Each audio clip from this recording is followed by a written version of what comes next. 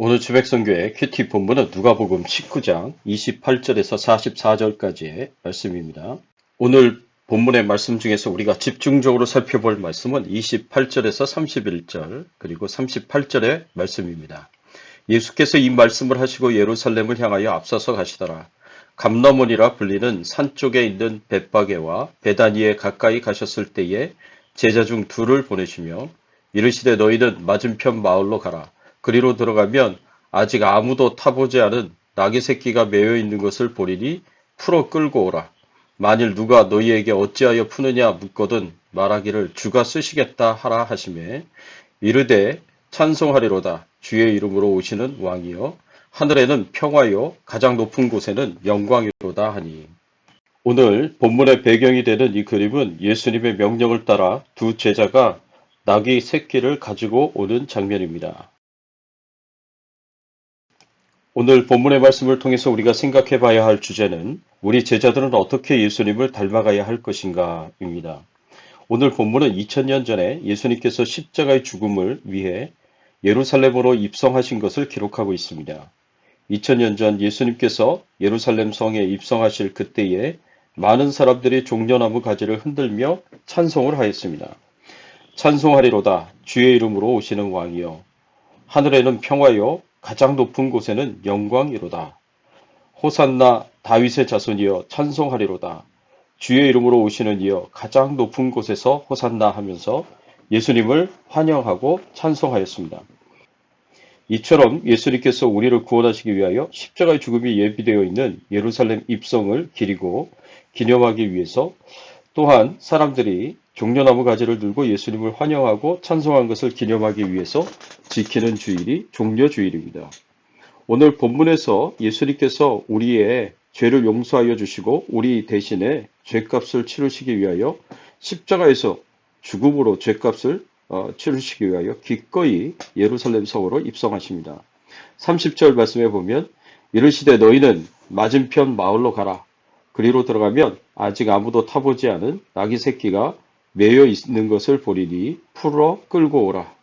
예수님께서 예루살렘에 가까이 오시자 제자들 중에서 2명을 뽑으시고 그들에게 명령하십니다. 예수님께서는 맞은편 마을로 가서 그곳에 매인 나귀 새끼를 풀어서 끌고 오라고 제자들에게 지시하십니다. 그런데 생각해 보십시오.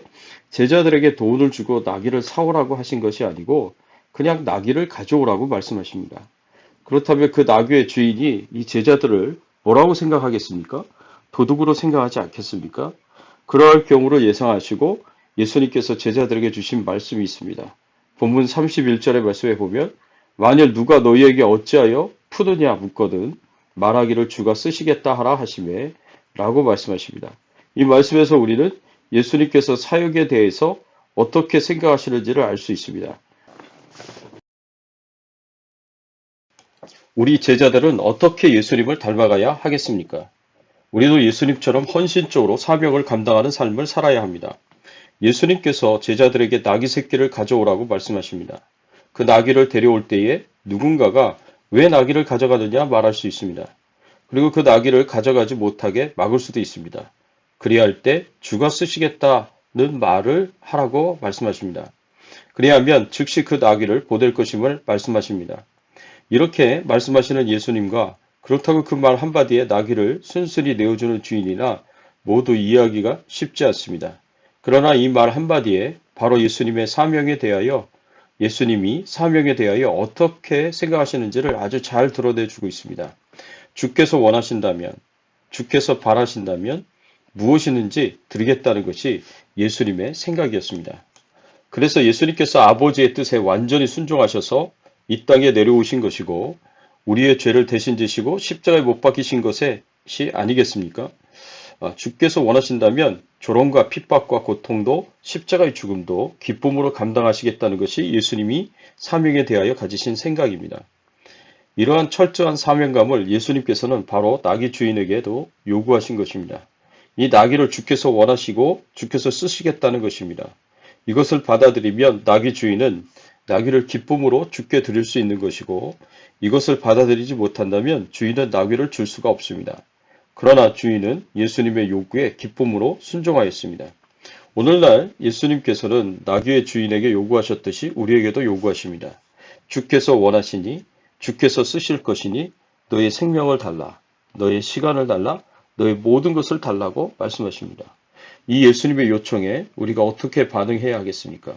이 나귀 주인과 같이 우리는 기쁨으로 순종해야 할 것입니다. 내 시간이 필요하시면 사용하십시오. 내 육신이 필요하시면 사용하십시오. 내 재물이 필요하시면 사용하십시오. 내가 가진 모든 것은 모두 주님께로부터 온 것이 아닙니까? 주께서 주신 시간이요, 주께서 주신 생명이요, 주께서 주신 육신이요, 주께서 주신 재물인데 주를 위해서 사용하는 것이 마땅합니다. 이것이 바로 우리의 자세가 되어야 합니다. 사람들은 때때로 오해하면서 살아갑니다. 내가 소유한 모든 것은 내 힘으로 얻는 것이라고 생각합니다. 그러나 생각해 보십시오. 세상에 얼마나 많은 사람들이 실패하면서 살아가고 있습니까? 하루아침에 부도가 나고 하루아침에 수십 년간 수고하고 애쓰고 노력해온 모든 것들이 무너지는 것을 얼마나 많이 봅니까? 그 사람들이 지혜가 없어서 실패합니까? 노력이 부족해서 실패합니까? 아닙니다. 지혜로도 안 되고 능력으로도 안 되고 노력으로도 안 되기 때문에 실패하는 것입니다. 남들 놀 때 안 놀고 남들 잠잘 때 안 자고 수고하고 노력하였을지라도 하루아침에 헛수고가 될 수 있습니다. 그래서 우리가 인정해야 할 것은 하나님이 주셔야만 얻을 수 있고 하나님께서 도우셔야만 우리의 수고가 헛되지 않을 수 있다는 사실입니다. 그래서 내 모든 것 하나님께서 주시지 않으면 도와주시지 않으시면 절대로 얻을 수 없는 것임을 알아야 합니다. 그래서 내 모든 것의 진정한 주인은 내가 아니라 하나님이십니다. 하나님께서 내 모든 것의 주인 되심을 믿으시기 바랍니다. 그런데 내 모든 것의 주인이 되신 주께서 내 시간을 쓰시겠다고 말씀하십니다. 내 육신을 쓰시겠다고 말씀하십니다. 우리는 그 말씀에 기쁨으로 드려야 하는 것이 우리의 자세입니다. 사랑하는 성도 여러분, 예수님은 우리를 구원하시려는 하나님 아버지의 뜻에 철저하게 순종하셨습니다.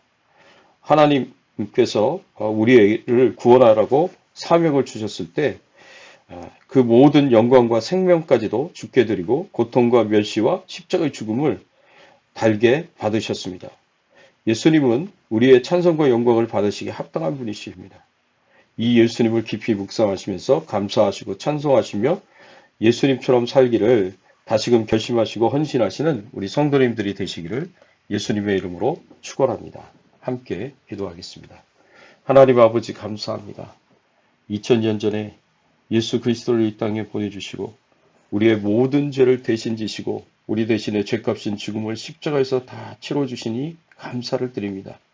이 모든 것이 하나님의 은혜요. 이 모든 것이 하나님의 축복인 줄 믿고 하나님께 감사를 드립니다. 하나님께 영광을 돌립니다. 하나님 아버지 겸손하게 하나님의 은혜를 구합니다. 코로나19 바이러스로부터 저희들을 안전하게 지켜주시고 자손들을 지켜주시고 생업을 지켜주시고 우리의 건강을 지켜 보호하여 주시옵소서. 간절히 바라옵고 소원하옵기는 하나님 우리 주백성 교회가 하나님의 은혜와 축복 가운데 건강하게 자라가게 하시고 하나님 나라와 영광을 위하여 충성되이 사명 잘 감당하는 교회가 되게 하여 주시옵소서. 감사드리옵고 예수 그리스도의 이름으로 기도드리옵나이다. 아멘.